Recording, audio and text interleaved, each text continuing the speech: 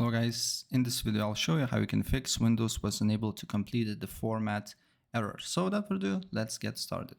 First of all, open up CMD, make sure to open as admin, and then we wait for a couple of seconds.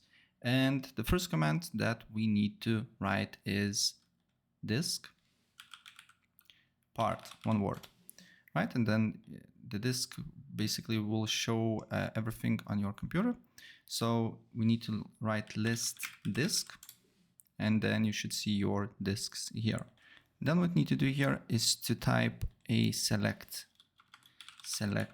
disk, and then you need to basically select that particular number. In my case, is disk 2, right? As you can see here, now disk 2 is now selected.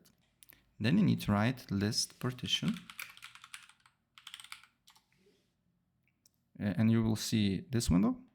And then you need to select primary partition. So for me, select partition 2 because it's primary. For you, it can be one.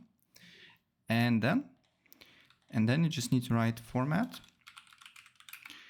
space fs $NTFS. And then you just need to wait until your disk formation is done. And that's pretty much it. So if I help you out, please press like and subscribe for more. Take care. Bye.